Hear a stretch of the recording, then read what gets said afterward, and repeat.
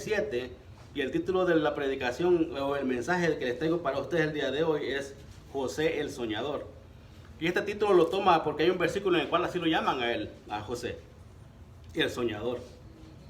El objetivo del día de hoy que tenemos de este mensaje, hermanos, es que entendamos que el tiempo y el control de Dios es perfecto todo el tiempo. No importan las circunstancias, no importa lo que suceda, no importa quién se ponga en contra de Él, el tiempo y el control, Él nunca lo pierde. Él tiene el control, Él tiene el tiempo, es perfecto en el cual sucederá lo que debe de suceder. Y el Señor está siempre al control de todo. Y aunque usted piense que alguna vez de que Él lo ha perdido, hermano, no es así, Él nunca pierde el control. El que pierde el control somos nosotros, nos descontrolamos, a veces nos perdemos, nos hacemos diferentes, pero el Señor siempre está al control de todas las cosas. Y si nosotros nos ponemos en el tiempo de Él, vamos a estar trabajando coordinadamente con el Señor. Pero siempre que queramos trabajar a nuestro tiempo, nos vamos a equivocar. Y al final vamos a terminar mal porque tenemos que apegarnos a Él, a su tiempo, a lo que Él va a hacer. Parece evidente en muchas ocasiones, hermanos, de que hay muchas personas que están en contra de los planes del Señor.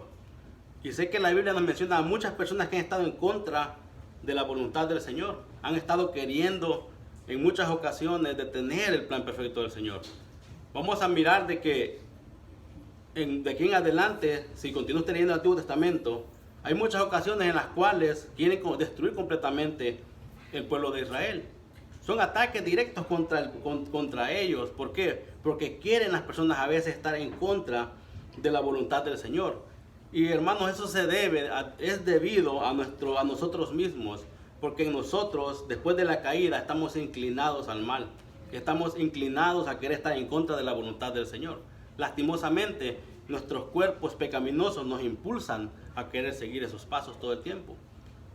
Gracias al Señor por Jesucristo que podemos cambiar y podernos aferrarnos a Él ahora en nuestros tiempos. Pero el Señor le dice, ¿sabes que el pecado está a la puerta? Y si tú lo dejas, Él se va a enseñorear de ti, te va a dominar, te va a seducir, te va a tirar, te va a tumbar, no te va a dejar avanzar. Entonces, hermano, tenemos que estar pendientes nosotros de lo que está sucediendo en la vida de nosotros y de cada uno de nosotros, ¿verdad?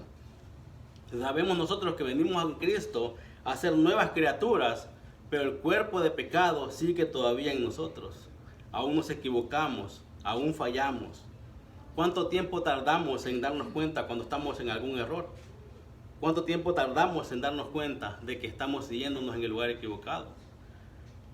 En este capítulo que estaremos el día de hoy vamos a mirar de que no solamente meditan la maldad, sino que hacen la maldad y más allá, que hacen planes para poder llevar a cabo su maldad. Están completamente entenebrecidos en sus corazones porque no han puesto un alto a lo que están haciendo. Y hemos mirado capítulos anteriores, hermanos, de que ellos ya habían actuado de esta manera cuando abusan de su hermana. Ellos actúan de una manera mala en sus corazones y actúan con alevosía y ventaja contra su prójimo, contra las personas las cuales están pensando de que ellos están actuando bien, pero después les llegan cuando están débiles y los matan y los destruyen a todos. Pero eso es lo que hemos estado mirando anteriormente, ¿verdad?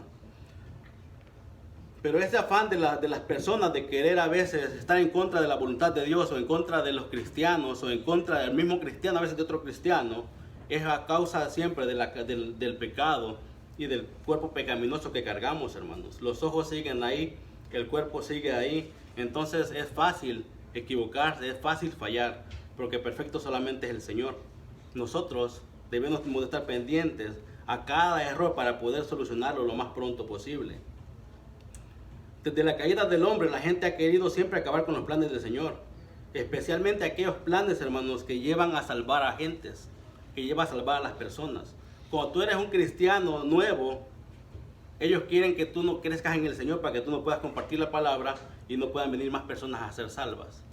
Cuando tú ya eres una persona que está trabajando en los caminos del Señor, van a venir pruebas tan fuertes que a veces muchas personas han cedido y han caído y han abandonado. Pero nosotros, hermanos, debemos estar firmes y reconocer esas entradas para poder estar firmes y poder tener defensas contra esos momentos de debilidad. Porque como cristianos, hermanos, nadie puede decir yo estoy tan firme que nunca voy a caer. todos tenemos un momento en el cual podemos caer, podemos equivocarnos, pero debes de reconocer cuándo sucede y qué vas a hacer para solucionar ese problema. Pero para que nosotros no estemos tan tristes en este tiempo, en esta tarde, hermanos, hay que reconocer en esta serie de capítulos que vamos a estar mirando. Hoy me tocó a mí comenzar en el capítulo 37, pero si dividimos el Génesis en diferentes bloques o fragmentos, podemos decir que del capítulo 37 al 50 relata la vida de José, y más o menos vamos a estar tratando de este tema. Pero en sí, hermanos, al final de esta serie de capítulos que tenemos mirando, al final lo que más resalta es un versículo que encontramos en el capítulo 50. Y ese versículo, hermano, yo sé que ustedes ya lo han escuchado anteriormente, pero para enfocarnos en todo lo que está pasando mal, vamos a enfocarnos en lo que al final el Señor va a hacer con él. En el versículo 20 del capítulo 50 de Génesis encontramos estas palabras. Dice: vosotros pensabas mal contra mí, mas Dios lo encaminó a bien. Eso es lo que tiene que estar en nuestra mente cuando estamos estudiando esta serie de situaciones que va a pasar José en su vida, porque tenemos que saber de que el Señor, su tiempo es perfecto, y aunque Él esté pasando circunstancias difíciles, el Señor de todo eso va a crear una obra de arte en su vida y lo va a hacer lo que Él tenía que hacer. También me gustó a mí agregar este versículo también, que sé que lo han escuchado, en Romanos 8:28, que dice: y sabemos que a los que aman a Dios, todas las cosas les ayudan a bien. Esto es, a los que conforme a su propósito son llamados. Y muchas personas piensan que estos versículos los debes de aplicar cuando todo te va bien, cuando todo está perfecto, pero no es así.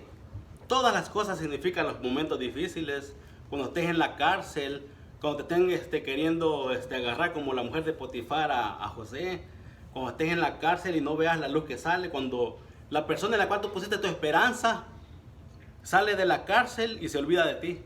En todos esos momentos es cuando estos versículos son realidad en la vida de la persona. En todo momento, en todo tiempo. No solamente cuando todo te va bien, sino también cuando las cosas están mal y cuando no se ven muy bien. Todo el tiempo el Señor está trabajando y obrando en la vida de aquel que le ha entregado su corazón y ha creído plenamente en Él. Dice: esto es, como a los que conforme a su propósito han sido llamados. El que ha aceptado al Señor en su corazón, el que ha cambiado su vida, el que el Señor está moldeando y continúa trabajando en él. Aprendamos, hermanos, de que el Señor puede causar el bien para su pueblo o para el cristiano, aun cuando otros intentan dañarlos también.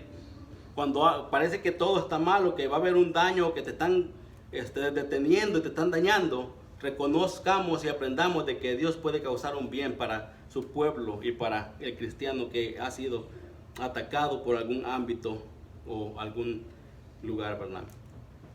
El plan de redención del Señor, hermanos, se comenzó a mirar que se llevaba a cabo en Génesis 15, cuando a Abraham le fue dada la promesa, cuando a Abraham se le dijo que él iba a ser multiplicado en gran manera, cuando le dijeron que había una tierra que el Señor le había prometido a él, y cuando en Génesis 15:18 él cree a Jehová y eso le es contado por justicia. Él le cree al Señor y eso le es contado por justicia. Porque ese mismo capítulo, hermano, nos anticipa a nosotros del tiempo que van a estar en esclavitud y de una redención que va a venir para ellos. Pero esa redención no solamente habla de que lo sacan de la esclavitud de Egipto, sino que habla de la redención más grande a nosotros como creyentes, que el Señor nos libra del pecado y de la muerte en la cruz del Calvario. En Génesis 15, versículos 13 y 14 encontramos estas palabras, lo leo para ustedes. Entonces Jehová dijo a Abraham: ten por cierto que tu descendencia morará en la tierra ajena y será esclavo ahí, y será oprimida 400 años, mas también a la nación a la cual servirán juzgaré yo, y después de esto saldrán con gran riqueza. Es una promesa la cual le está prometiendo que los va a sacar de ese lugar. Y en este capítulo, hermanos, comenzamos a mirar nosotros que esta promesa también se hace realidad. Porque en este capítulo vamos a mirar cuando comienza esta promesa. Porque una persona va a ir a Egipto y esta persona va a ser la causante de que al final todos estén en Egipto y que se lleve a cabo esto que está pasando aquí, que está comenzando aquí, o la promesa. Y estos acontecimientos comenzarán a aclararse al final del capítulo del día de hoy, cuando miremos lo que le pasa a José en su vida. Pero la realidad, hermanos, es que el pacto de Dios o la promesa del Señor de redención de Abraham que hizo en Génesis 15, 13 y 14. Les voy a leer a ustedes Gálatas 3, 6, 9 y versículo 14 para que entendamos de que esto no solamente algo que aconteció en aquel entonces, sino que ahora en nuestros tiempos, hermanos, se ha hecho ya realidad en la vida de aquel que ha creído. Leo para ustedes Gálatas 3, 6 y 9, del 6 a 9. Dice, así Abraham creyó a Dios y le fue contada por justicia. Sabed por tanto que los que son de fe, estos son los hijos de Abraham. Y la Escritura, previendo que Dios había de justificar por la fe a los gentiles, dio de antemano la buena nueva a Abraham, diciendo, en ti serán benditas todas las naciones de la tierra. Las naciones, dice aquí, ¿verdad? De modo que los de la fe son bendecidos con el creyente Abraham. Y escuchen lo que dice el versículo 14 de Gálatas, capítulo 3. Para que en Cristo Jesús la bendición de Abraham alcance a los gentiles, a fin de que por la fe recibiésemos la promesa del Espíritu. La promesa también es para nosotros, hermanos, en estos tiempos, que el Señor nos ha librado de esa esclavitud, del pecado también. Pero yendo un poquito más para atrás, donde estábamos hablando de Abraham, también les voy a hablar un poco de Isaac. Y esto es como para contextualizar lo que estaremos viendo en el capítulo de hoy. Isaac nunca que salió de la tierra de Canaán, vivió fielmente ante Dios como un extranjero en la tierra, anticipando lo que Dios edificaría en ella. Si ustedes se dan cuenta, hermano, el único personaje que en el Antiguo Testamento de ellos, que vivió fielmente en la tierra prometida, fue Isaac. Yo algunas veces les compartí a ustedes, en la célula más que todo, de que en él podíamos mirar que tuvo en esperarse hasta el tiempo del Señor para poder procrear, que se quedó en ese lugar todo el tiempo, y que el Señor lo bendijo, lo ha bendecido de esa manera también. Leo para ustedes Hebreos 11, de 9 y 10, hermanos. Dice, por la fe habitó como extranjero en la tierra prometida, como en tierra ajena, morando en tiendas con Isaac y Jacob, coherederos de la misma promesa, porque esperaba la ciudad que tiene fundamentos, cuyo arquitecto y constructor es Dios. Es lo que encontramos en el Nuevo Testamento acerca de él. Pero anteriormente, hermano, ya nos estamos acercando al capítulo 37. En el capítulo 35 mirábamos cuando Dios mandaba a Jacob que regresara a Canaán. ¿Recuerdan dónde estábamos en el capítulo 35? ¿Dónde estaba él?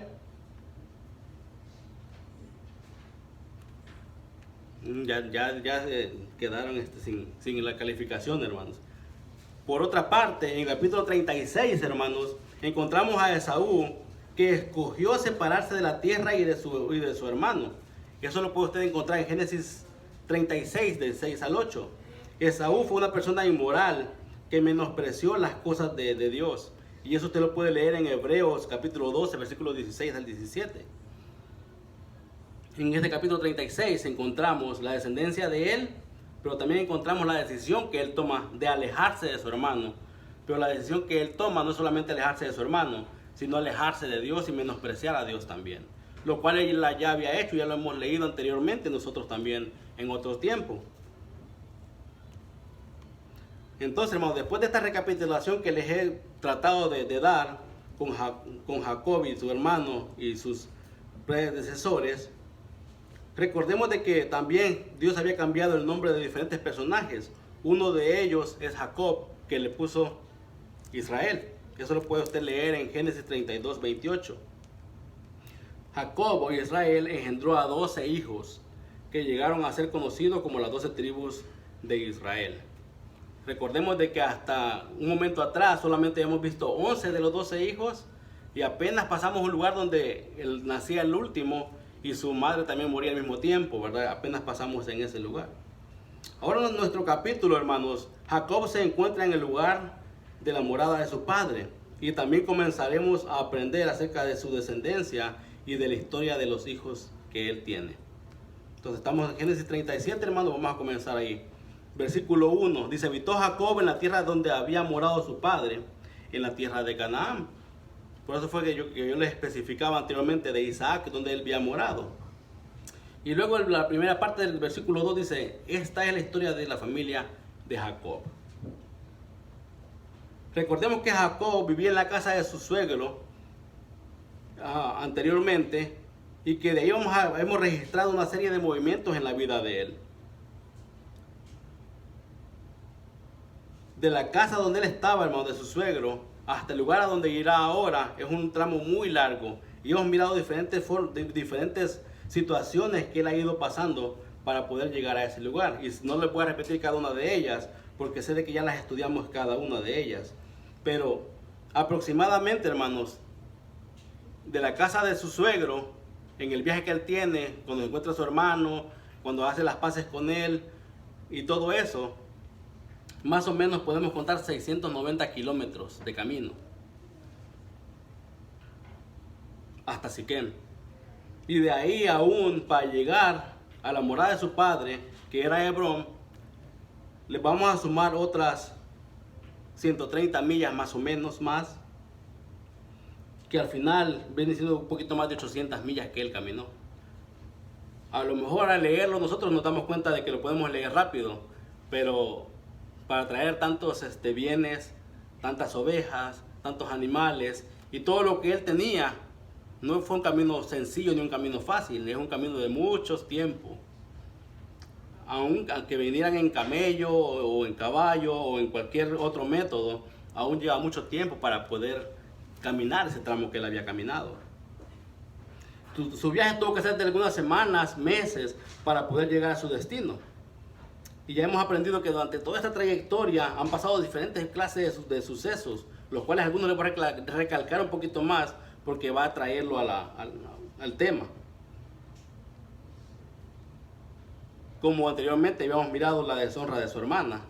Pero Dios le habló en el capítulo 35 y le dijo que fuera a la casa de su padre, ¿verdad? Entonces, estamos ahí, ya caminaron todo ese tiempo y llegaron hasta ahí. La segunda parte del capítulo, del versículo 2, dice que José, siendo de edad de 17 años, apacentaba las ovejas con sus hermanos. Y el joven estaba con los hijos de Bilha y con los hijos de Silpa, mujeres de su padre, e informaba a José a su padre la mala fama de ellos. Aquí vamos a mirar a José como un informante. El título claro que es el soñador, pero aquí lo vemos como un informante, el cual lleva la información a su padre. ¿Qué tendríamos que pensar nosotros acerca de él en este momento? ¿Qué punto nos resalta a nosotros al respecto de José en este momento? A mí lo que me resaltó de esa parte, hermanos, es de que dice que él informaba a su padre la mala fama de ellos. ¿Sería que se enfocaba más en las cosas que ellos hacían mal? ¿O será que le contaba todo lo que estaban haciendo? ¿Será que le contaba cómo habían pastoreado? ¿O si solamente estaba fijando en lo que estaban haciendo mal para irse a contar? Pero podemos tomar cualquier pensamiento nosotros, ya que el texto no nos especifica algo más, solamente nos dice que la mala conducta de ellos se la contaba a su padre. Pero la decisión de José de informar a su padre sobre las malas acciones de sus hermanos, para mí es algo un poco amplio o complejo, ya que podemos tomar diferentes ideas al respecto. Alguien puede decir, está bien que le informara a su papá. Otros podrían decir, él podía haber encubierto a sus hermanos lo que estaban haciendo y contando más las cosas buenas. Entonces puede haber diferentes ideas en lo que uno va pensando. Pero ¿qué motivaciones inclinaban a José a ser un informante y a traer este mensaje a su padre? Le voy a dar una opción. José podría haber informado a su padre con la intención de proteger a sus hermanos o para que su padre supiera lo que estaba sucediendo. Una opción más que le puedo dar sería que Josué estuviera motivado por la envidia o el resentimiento hacia sus hermanos, lo que podría empeorar la situación que veremos a continuación acerca de él más adelante. Recordemos de que hay consecuencias en cada acción que la persona toma o cada cosa que tú hagas o lo que tú digas de otras personas. En este caso, podía ser algo de que él está informando en una manera de que el papá supiera y que estuviera al tanto en una buena manera, o otra que estuviera movido por envidia o por algo de sus hermanos. lo cual va a ser contrario más adelante acerca de él por su padre, claramente. Pero lo que encontramos en el versículo, hermanos, es de que él está informándolo de la mala acción de sus hermanos. Lo que sugiere que la acción podía haber sido delicada y que José habría estado en una situación diferente. Pero recordemos de que él era el más chico de todos sus hermanos y probablemente era el menos inexperto, ya que sus hermanos ya estaban mucho más grandes que él, o por lo menos llevaban 10 años, tenían más experiencia, habían cometido otros actos que él no había estado a lo mejor involucrado, o sí. Pero él era una persona inexperta que prácticamente contaba todo lo que veía a sus padres. Pero recordemos nosotros que como cristianos o como creyentes debemos de considerar siempre todas las acciones que llevemos a cabo, porque cada acción que tengamos lleva una consecuencia y tenemos que considerar cuidadosamente las palabras y acciones que se van a tomar y no actuar precipitadamente. En Proverbios 17:27, hermanos, encontramos estas palabras. Dice: el que refrena sus palabras es sabio y el que guarda su espíritu es prudente. En Mateo 12:34, la Biblia nos dice que porque de la abundancia del corazón habla la boca también. Y en Gálatas 6 encontramos también en el 7 y el 8, resumido se lo estoy diciendo, porque todo lo que el hombre sembrase, eso mismo segará. La Biblia es clara en diferentes puntos, hermanos, de cómo debemos de actuar, movernos y seguir adelante. Pero el que más a mí me llamó la atención es el primero, que dice: que refrena sus palabras es sabio y el que guarda su espíritu es prudente. Porque la Biblia nos manda que tengamos prudencia y que sepamos hacer las cosas. Un chamaco de 17 años a veces no es prudente y a veces puede decir lo que ve y lo que él quiere y todo lo que está pasando. Y a lo mejor su papá, pues una persona ya mayor, toma las palabras en diferentes formas. Probablemente hubieron regaños, probablemente hubieron discordias con sus hermanos. En este punto vamos a mirar de que esto ya ha corrido bastante y que ya el odio hacia él es muy grande de sus hermanos. No es una vez que lo ha hecho, probablemente lo ha hecho en muchas ocasiones, pero la Biblia no lo culpa a él de ser un chismoso o hablador. Muchos dicen de que era un jovencito hablador, como esos que hay a veces, ¿verdad? La Biblia no lo dice, son lo que la persona puede llegar a pensar de lo que él estaba haciendo. Pero lo que la Biblia sí nos muestra es que hay consecuencias a causa de su actitud y lo que estaba pasando. Dios le va a dar unos sueños en los cuales parece ser de que él es una persona grande y que se rinden a él.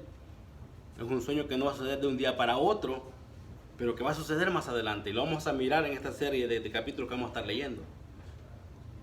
Pero no hay algo como específicamente claro en la Biblia, aunque sí encontramos de que dice de que llevaba un mal informe y que a causa de esto y la respuesta de su padre hacia él van a haber consecuencias también.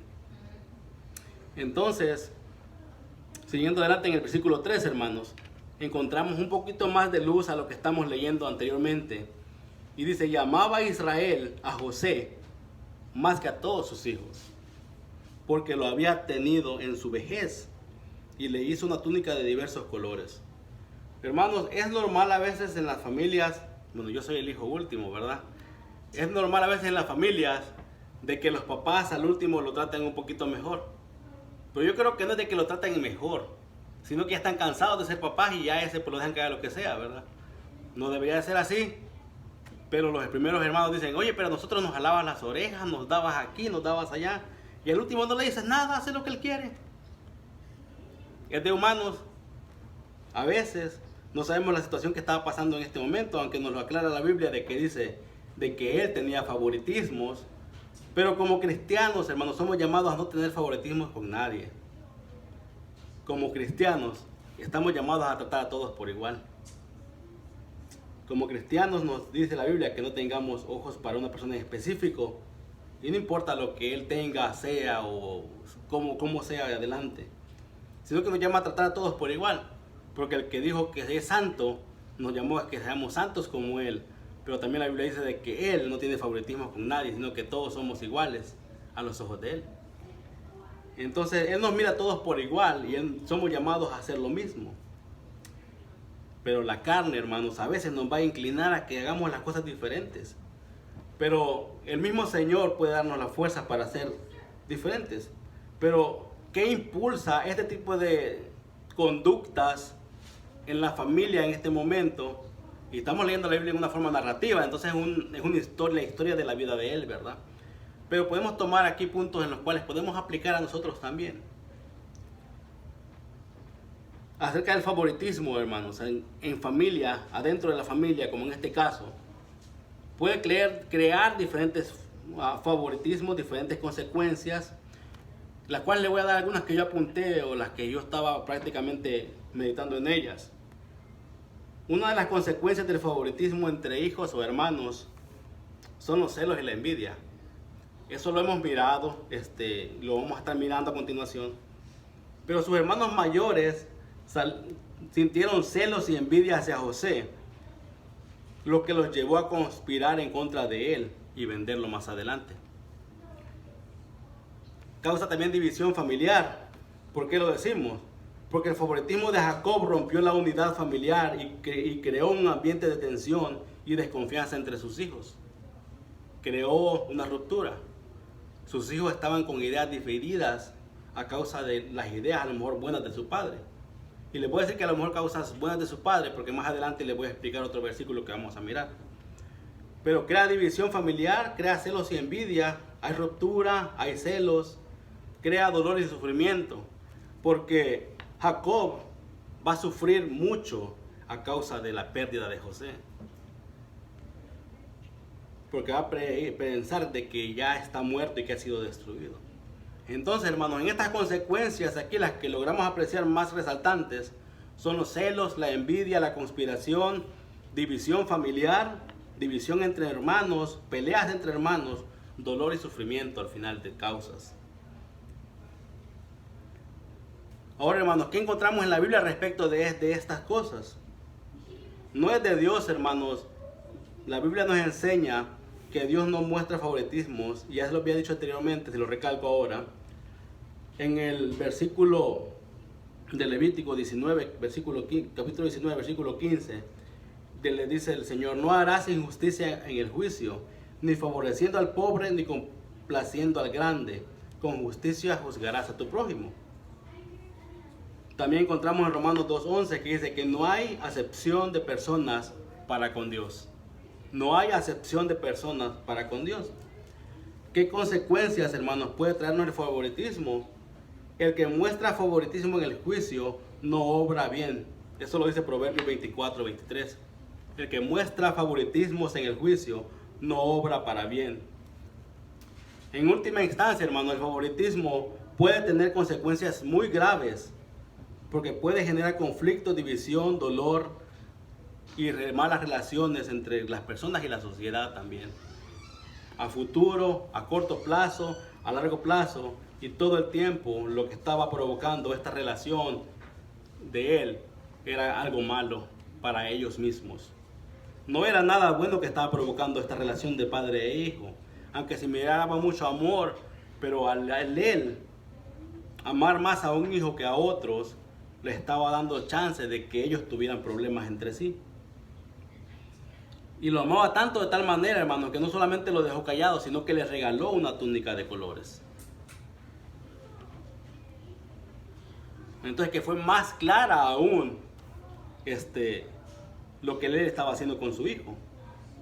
Al hacerle este regalo solamente a él y a los otros hijos no regalarles nada, esta fue prácticamente la gota que derramó el vaso, para que ellos pudieran tener más odio y coraje contra su hermano.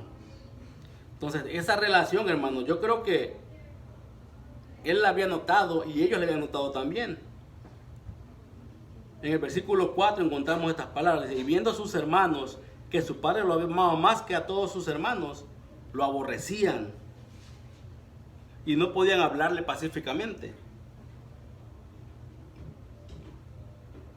No podían decirle ni hola, ¿cómo estás?, ni buenos días. Había llegado a tal punto, hermanos, el odio y el rencor contra su hermano, que no podían ni verlo a la cara, ni hablarle, ni decirle nada. Era algo que había ido creciendo, hermano, y el pecado se estaba enseñoreando de sus vidas. Recordemos esas palabras que encontramos al principio de Génesis, cuando dice, si el pecado está a la puerta, si tú lo dejas pasar, te va a dominar. Ellos estaban siendo dominados por el pecado, dominados por la envidia, dominados por toda esa clase de males contra su hermano.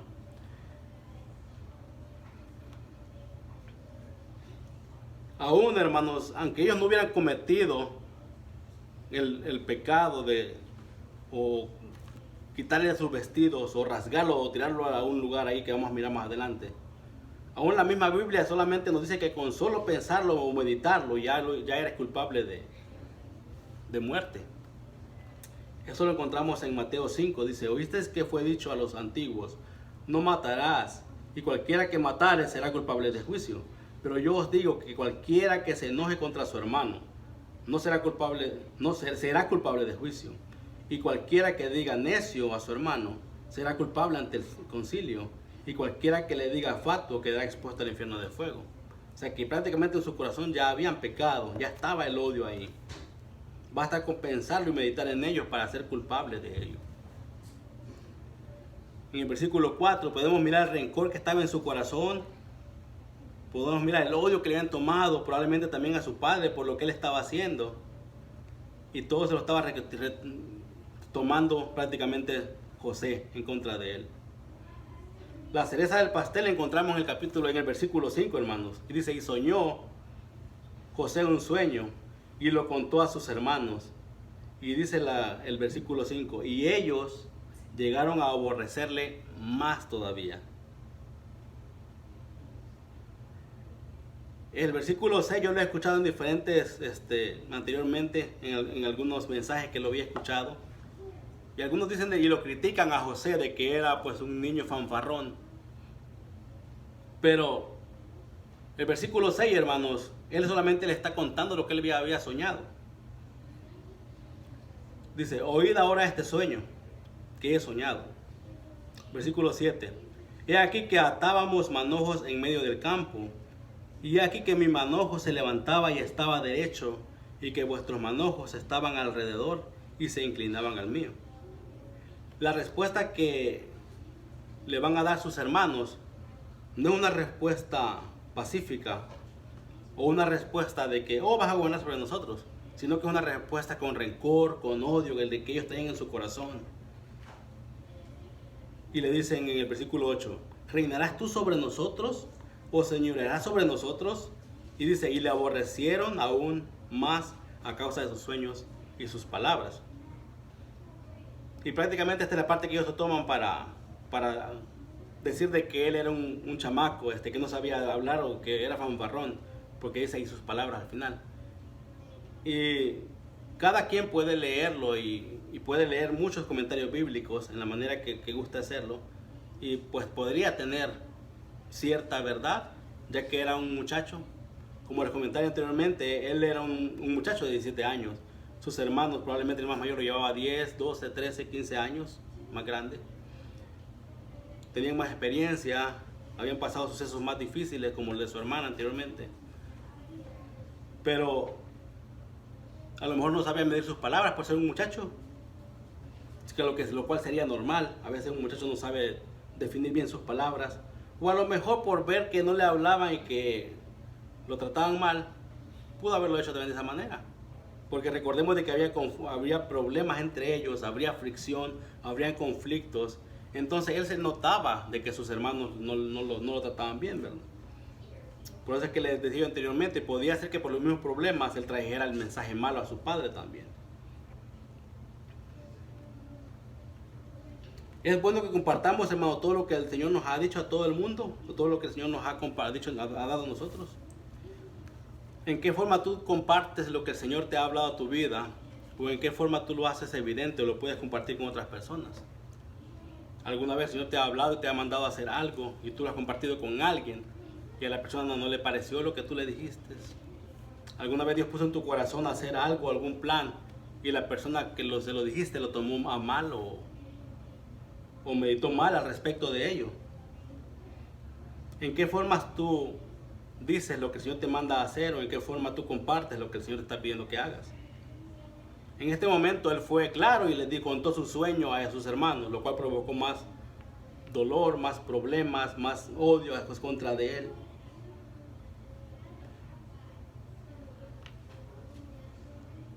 Algunos, como les decía anteriormente, decían que era arrogante la forma en la que él lo dijo. Pero podríamos decir que los dos están actuando de una mala manera, él y su padre, o solamente él. Pues la respuesta de sus hermanos, como les había dicho en el versículo 8, pues prácticamente no es de aceptación, sino como de reto, rivalidad, problemas. Y es más, ellos podían pensar, ¿cómo este niñito puede ser nuestro jefe o nuestro... Pero algo que sí puedo notar más adelante, hermanos, es de que el sueño que él tuvo, al llamarlo más adelante como el soñador, es algo que a ellos sí les quedó grabado en su mente y iban a hacer lo posible para que no fuera llevado a cabo. En el siguiente versículo, en el 9, versículo 9 al 37, dice que soñó otro sueño y lo contó a sus hermanos, diciendo, he aquí que he soñado otro sueño, y he aquí que el sol y la luna y 11 estrellas se inclinaban a mí. El versículo 10, y lo contó a su padre y sus hermanos, y su padre le reprendió y le dijo, ¿qué sueño es ese que soñaste? ¿Acaso vendremos yo y tu madre y tus hermanos a postrarnos ante ti? Nomás que le faltó la S ahí de tus madres, ¿verdad? Porque era más de una, pero algunos teólogos piensan de que está refiriendo a una de las otras, de la concubina o alguna de las otras, ¿verdad? Porque sabemos de que anteriormente ya se murió su mamá, ¿verdad? Cuando nació su hermano. Entonces, algunos piensan de que se refiere a una de las otras mamás postizas, podría ser de él. Pero la reprensión de que dé su padre aquí, hermano, no es en un regaño tan feo como de que no anden diciendo esas cosas, porque en el versículo 11 vamos a mirar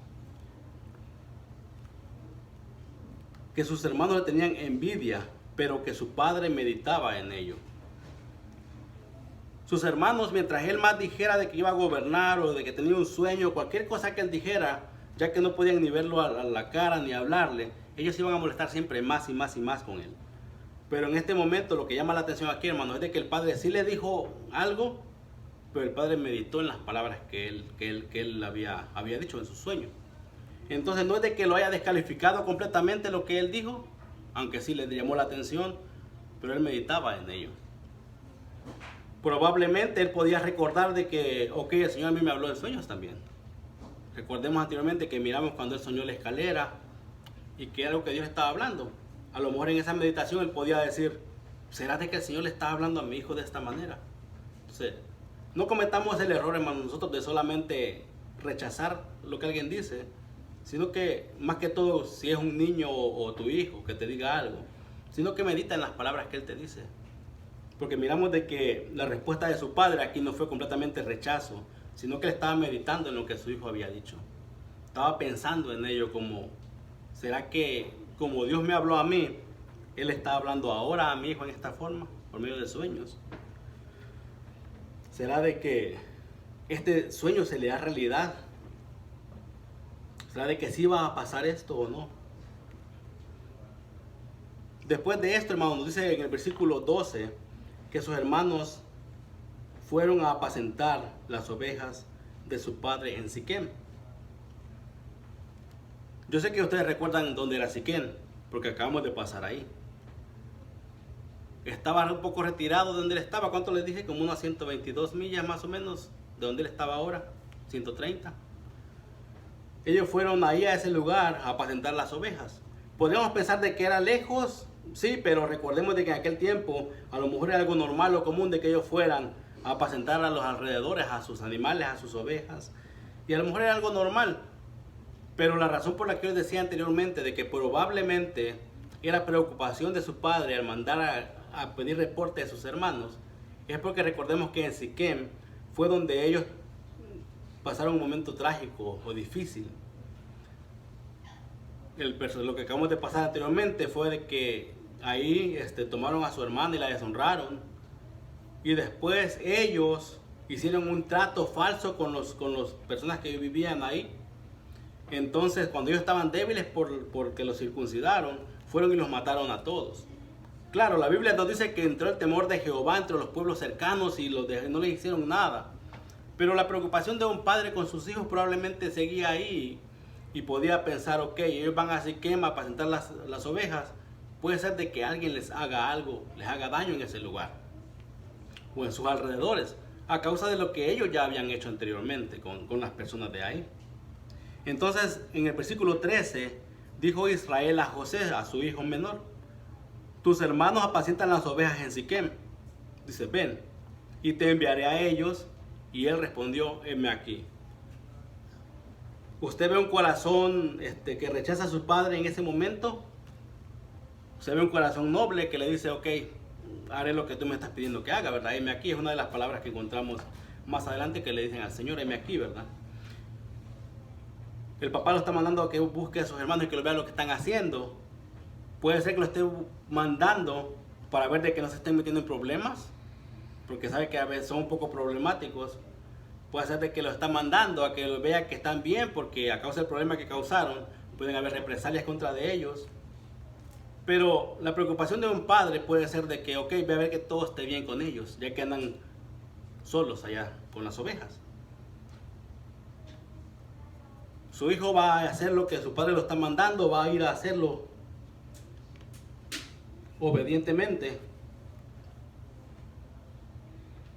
Para mí la respuesta de él se ve sincera, ¿verdad? No era una distancia corta, pero lo que yo notaba era de que sus hermanos llevaban más animales y ovejas en el camino. Y probablemente él llegó más rápido a ese lugar, ya que pues él iba solito, ¿verdad? No tenía que llevar animales ni nada de eso. Sea como sea, el papá lo mandó a que viera a sus hermanos y quería que le trajera un informe al respecto de ellos. En el versículo 14 dice, Israel le dijo, ve ahora, mira cómo están tus hermanos y cómo están las ovejas y tráeme la respuesta. Y lo envió de valle de Hebrón y llegó a Siquem. Entonces, supuestamente a ese lugar iban, hermano. Lastimosamente, pues no había GPS, no había teléfono móvil para llamarles, aún ni las cartas le habían llegado a tiempo. Pero cuando él llega ahí, el versículo 15 dice, y lo halló un hombre andando él errante por el campo. Entonces no los encontró ahí, no estaban en ese lugar. Y le preguntó a aquel hombre, diciendo, ¿qué buscas? Y José le responde en el versículo 16, busco a mis hermanos, te ruego que me muestres dónde están apacentando.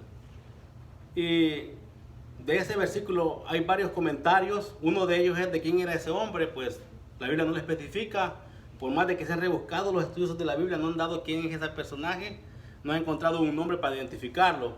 Pero esa persona, hermanos, si no hubiera estado ahí, ¿qué hubiera pasado? ¿Se regresa con Jacob? ¿O qué hubiera hecho José en ese momento?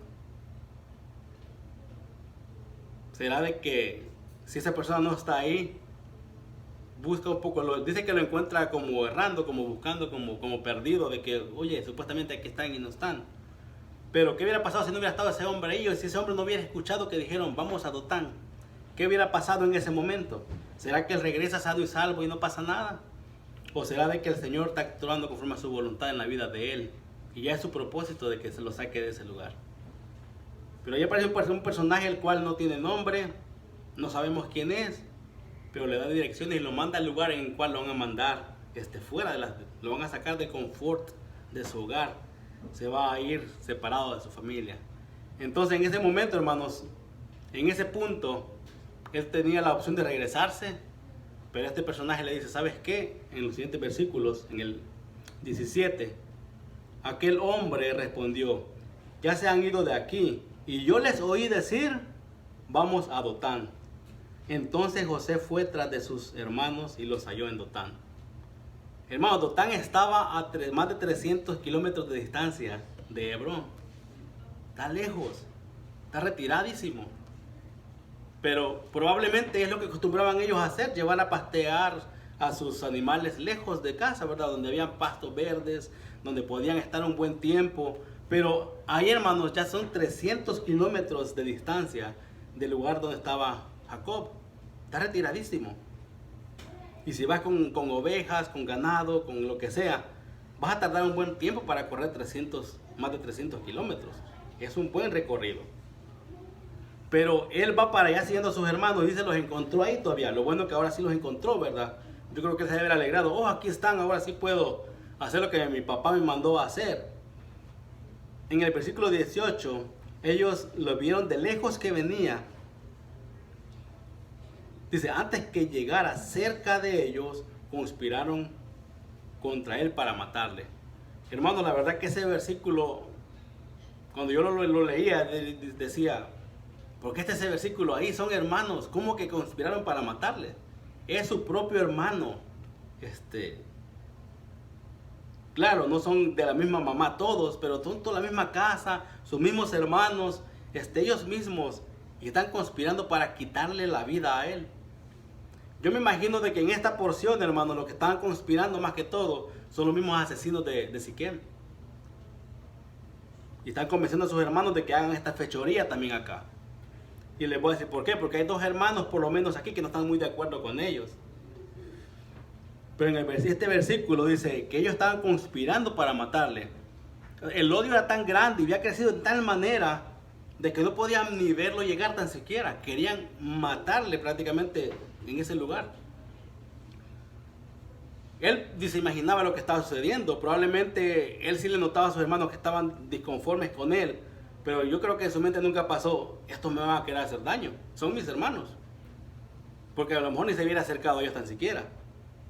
Pero es lastimoso, da lástima y es triste, hermanos, pensar de que una persona cercana a ti pueda tener unos deseos malos en contra de ti.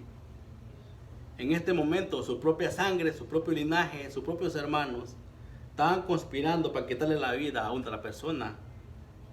Lo que ya habían hecho anteriormente en el capítulo 35 con los hombres de Siquem. El pecado había llegado a tal punto en sus corazones que ya no medían los hechos de lo que querían hacer. Estaban prácticamente vencidos del pecado. Estaban completamente dominados por la maldad. No había en ellos nada que pudiera detener la fechoría que querían hacer. Prácticamente se los van a arrebatar de las manos. En el versículo 19, y dijeron el uno al otro, y aquí viene el soñador. De aquí toma título el mensaje. O sea que lo que él había soñado les había penetrado tanto de que tenían odio en contra de él, que hasta lo habían apodado el soñador en ese momento. Ahí viene el soñador, dice el versículo 20. Ahora pues venid y matémosle y echémosle en una cisterna y diremos, alguna mala bestia lo devoró y veremos qué será de sus sueños. Hermanos, Dios le había dado un sueño a él y ellos querían parar ese sueño que él tenía, que Dios le había dado. Y les digo de que sí le creyeron a él su sueño, porque si no, no hubieran mencionado yo estas palabras. En algún punto de su vida, de lo que él les estaba contando, ellos le creyeron a él, porque dijeron, ahí viene el soñador, y ahora a ver si es cierto que se cumplen sus sueños. Lo vamos a matar, a ver si es cierto que sus sueños se llevan a cabo. A ver si es cierto que va a gobernar. A ver si es cierto que va a lograr lo que dice que va a lograr. Pero lo querían mochar, hermanos, ahí mero. Lo querían mochar así, de un solo, y a ver qué pasa ahora. Las palabras de ellos son prácticamente de personas despiadadas, desalmadas, las cuales no tenían nada bueno en su corazón. En el versículo, hermanos, 21, dice que cuando Rubén escuchó estas palabras, dice, cuando Rubén oyó esto, lo libró de sus manos y dijo, no lo matemos. Por lo menos salió un cuerdo entre medio de tantos locos ahí, ¿verdad? Y los libró de la mano de ellos. Prácticamente ya lo traían, ellos iban a hacer lo que habían planeado hacer. Si no hubiera sido por él que se los quita de sus manos, lo hubiera llevado a cabo. Pero Rubén prácticamente lo sacó de las manos de ellos y les pidió no matarlo. Y les dijo estas palabras en el versículo 22. No derraméis sangre echando en esta cisterna, está en el desierto, y no pongáis mano en él. Eso lo dijo para librarlo, dice, por librarlo así de sus manos, para hacerlo volver a la casa de su padre. Las intenciones de él no era de dejarlo en esa cisterna que se muriera, ni era de abandonarlo, sino de regresar por él y poder regresarlo a su padre. Porque, hermanos, si su papá lo amaba más que todos sus hermanos, él estaba pensando aún en su padre. ¿Qué iba a pensar después de que se desapareciera su hijo? No solamente pensó en su hermano, sino que también pensó en su papá, de que el sufrimiento iba a ser muy grande para todos ellos. En el versículo 23 dice: sucedió pues que cuando llegó José a sus hermanos, ellos quitaron a José su túnica, la túnica de colores que tenía sobre de sí, y le tomaron y le echaron en la cisterna, pero la cisterna estaba vacía y no había en ella agua. Prácticamente pues nomás sufrió el golpe probablemente de la caída, ¿verdad? Pero no se murió, no se ahogó, no le sucedió nada. Hermanos, la angustia de José, el llanto de él en ese momento contra sus hermanos, ¿a poco no fue suficiente para poder ablandar su corazón? Él exclamaba de ahí que lo liberaran. Él le lloraba que lo sacaran de ahí, que lo liberaran. Pero el corazón de ellos estaba tan entenebrecido, hermanos, que se sentaron a comer. Se sentaron a comer, a echar el taco. Va a estar gritando aquel, el soñador, ahora que se salga solo de ahí. Dice el versículo 25: si se sentaron a comer pan, y alzando los ojos miraron aquí una compañía de ismaelitas que venía de Galaad, y sus camellos traían aroma, bálsamo y mirra, y iban a llevarlo a Egipto. Estos eran compradores de negociantes, pero también compraban esclavos también. Pero ellos tenían ese corazón tan duro, hermanos, de que lo ignoraron, lo dejaron ahí llorar. Más adelante vamos a mirar de que dicen, ellos mismos de su propia boca dicen: eso pasó porque lo escuchábamos clamarnos que lo liberáramos y no lo hicimos. Y vamos a llegar a ese punto más adelante, no lo voy a llevar allá ahorita, ¿verdad? Pero él les clamaba y les lloraba de que por favor lo liberaran y no lo hicieron. Ahora sale otro más que va a tener otra idea diferente, también para librarlo de que no lo maten. En el versículo 26 dice: entonces Judá dijo a sus hermanos: ¿qué provecho hay en que matemos a nuestro hermano y encubramos su muerte? Versículo 27: venid y vendámosle a los ismaelitas, y no sea nuestra mano sobre de él, porque él es nuestro hermano, nuestra propia carne. Y sus hermanos convinieron con él. Hubo alguien que puso la voz por el débil, no con la intención de liberarlo y regresarlo a su padre, pero por lo menos para venderlo y que no lo mataran. Entonces en el versículo 28 dice: y cuando pasaban los madianitas, mercaderes, sacaron ellos a José de la cisterna y le trajeron arriba y le vendieron a los ismaelitas por 20 piezas de plata y llevaron a José a Egipto. En este versículo, hermanos, podemos mirar ya cierta luz de lo que va a suceder más en el futuro, pero prácticamente el Señor está llevando a cabo la promesa que Él les había dicho, de que Él los iba a sacar, los iba a liberar de un pueblo que no era su pueblo y que los iba a tener esclavizados en el futuro. Claro, ahorita no está el papel completo, apenas está comenzando a llevarse a cabo esto, pero aquí, hermanos, comienza ese trayecto de José en ese lugar. Y van a pasar muchas cosas más, claro, en su vida, pero aquí comienza todo. Así como comenzó con Abraham, con la promesa del Señor de que le iba a multiplicar, que le iba a dar la tierra prometida y de que él le creyó. Ahora aquí comienza a moverse, a agilizarse el plan del Señor de llevar a su pueblo a Egipto. Sus hermanos, impulsados por el odio, por todo lo que quisieran y por todo lo malo que planeaban contra de él, el Señor estaba haciendo algo más grande para la vida de José. El odio de ellos los impulsó a hacer algo que no saben ellos lo que van a hacer, pero ellos le están ayudando a José a llevar a cabo su sueño. En lugar de afectarle en el propósito del Señor, le están ayudando a que se lleve a cabo. A veces, hermanos, todo lo que te pasa no es malo, sino que el Señor está trabajando en tu vida para hacer algo más grande de ti también. Créele al Señor que aunque estés pasando un momento de dificultad, no todo termina ahí. Hay una luz siempre que el Señor trae algún plan perfecto. Pero tienes que creerle a Él. No solamente tienes que frustrarte. Sí, claro, Él lloró. él pensó lo peor, pero el plan del Señor seguía adelante. El plan del Señor estaba ahí. El plan del Señor continuaba. Entonces él es vendido, hermanos, a este grupo de comerciantes, y dice que lo dieron por 20 monedas de plata, ¿verdad? En este versículo, hermanos, en el versículo 28, encontramos una cierta similitud, por lo menos la mayoría de comentaristas bíblicos encuentran una similitud con Jesucristo. ¿Cuáles son las similitudes que ellos encuentran con José y Jesucristo en este momento, ahí en este versículo? Dice que algunos cristianos ven esta historia como una tipología o prefiguración de la vida y muerte de Jesucristo. Las similitudes que se encuentran en estos versículos, una es que el rechazo y la traición, el Señor fue rechazado y traicionado también.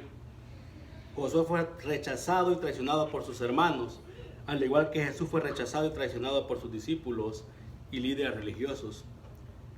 La venta por dinero, Josué fue vendido por 20 ciclos de plata, mientras que Jesús fue entregado por 30 piezas de plata también.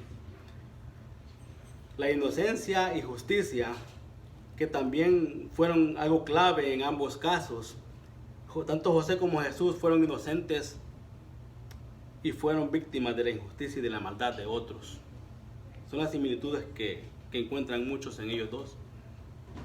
Pero la buena noticia es, hermanos, de que hay un mejor José que cargará y ya cargó con nuestros pecados y culpas y nos ha librado ya de la condenación eterna. Basta que le creamos a Él. Él es el mejor José que el que estamos leyendo ahora, Jesucristo mismo. Pero hay una similitud en cada uno de ellos por la situación que estaban sucediéndole a cada uno de ellos aquí. En el versículo 29, hermanos, encontramos que dice que después Rubén volvió a la cisterna y no halló a José dentro y rasgó sus vestidos. Y volvió a sus hermanos y dijo, el joven no parece, ¿y yo a dónde me iré? Él se siente responsable de lo que estaba pasando, ya que en su plan él había pensado en, ok, lo dejamos ahí, lo saco y lo regreso a mi padre, ¿verdad? Y no pasó ningún problema con mi hermano. El plan de él era rescatarlo. Pero ahora cuando no lo encuentra aquí, pues él se preocupa y él le dice a sus hermanos que sí, ¿qué pasó con él? Entonces dice de que ellos, después de que él les hace esta pregunta, lo que ellos hacen es que como tienen la túnica todavía de su hermano, ellos van a maquinar un plan, hermano. El pecado siempre te va a llevar a más pecado y vas a tener que cubrirlo con mentiras, vas a tener que cubrirlo con estrategias, vas a tener que maquinar planes más allá. Mientras más vayas pecando, más planes vas a ir maquinando para poder llevar a cabo tu plan macabro o malo o desastroso. Para ellos poder cubrir el problema que hicieron, ahora tienen que maquinar otro plan para poder salir librados de este plan. Ahora lo que ellos van a hacer es, ¿sabes qué? Lo que haremos ahora es matar un cabrito, rasgarlos sus vestidos, llenarlos de sangre y pues llevárselos a nuestro papá, ¿verdad? Es lo que ellos maquinaron hacer. Entonces dicen ellos que tomaron la túnica de José, degollaron un cabrito de las cabras y tiñeron la túnica con la sangre. En el versículo 32, hermanos. Y enviaron la túnica de colores y la trajeron a su padre. Y dijeron, esto hemos hallado. Reconoce ahora si es la túnica de tu hijo o no. Hasta la pregunta era obvia, hermanos. Dice, él la reconoció y dijo, la túnica de mi hijo es. Alguna mala bestia lo devoró. José ha sido despedazado.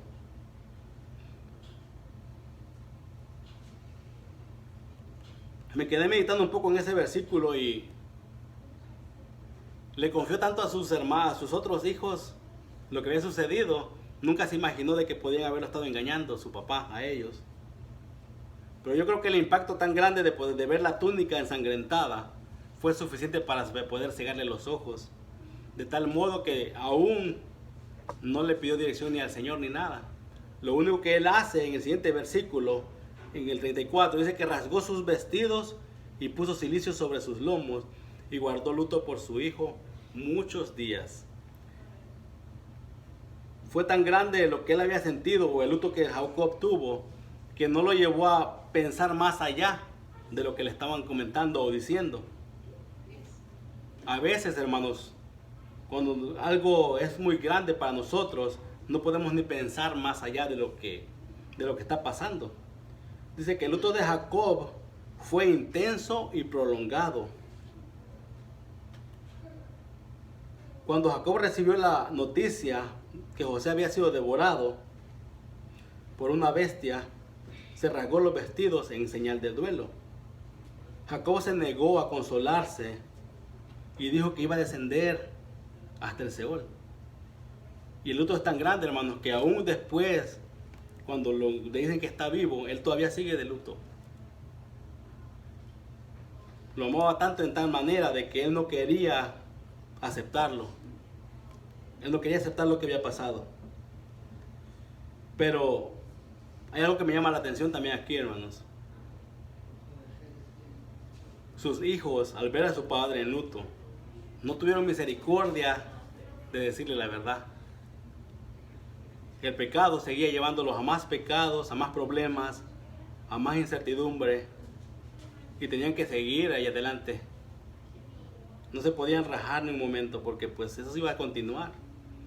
Pero su corazón, hermanos, ellos en una parte de su corazón, ellos sabían de que lo que ellos habían hecho estaba mal. Porque igual más adelante ellos van a decir, ¿por qué lo hicimos? ¿Por qué le hicimos eso a mi hermano, a nuestro hermano? Ellos van a resentir esto que les está pasando acá. Aquí no lo dice, pero más adelante vamos a encontrar que ellos resienten el problema. Ellos dicen, ¿por qué lo hicimos? No debíamos de actuar de esa manera. Él nos rogó que lo liberáramos. Pero el duelo de Jacob fue por muchos años, el luto de él fue por muchos años. Incluso después de que se mudó a Egipto, todavía él lo seguía todavía de luto.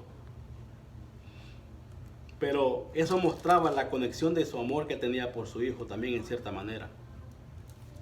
Dice en el versículo 35, y se levantaron todos sus hijos y todas sus hijas a consolarlo, mas él no quiso recibir consuelo y dijo, descenderé enlutado a mi hijo hasta el Seol.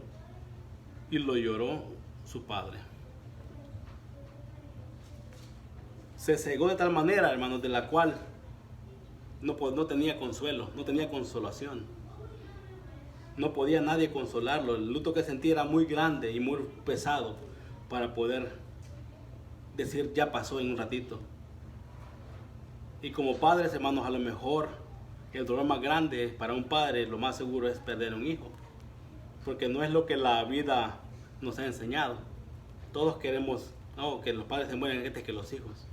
Pero cuando se muere un hijo, es un dolor terrible para un padre, porque es algo que va contra la naturaleza prácticamente, ¿verdad? Es un dolor inmenso para cada uno de ellos. Pero creo que todos los hijos lo llorarían de la misma manera, ¿verdad? Los que tienen más de un hijo, o los que tenemos más de un hijo, ¿verdad? En el versículo 36, hermanos, encontramos algo que va a decir esto continuará hasta el 38, hasta el 39, perdón.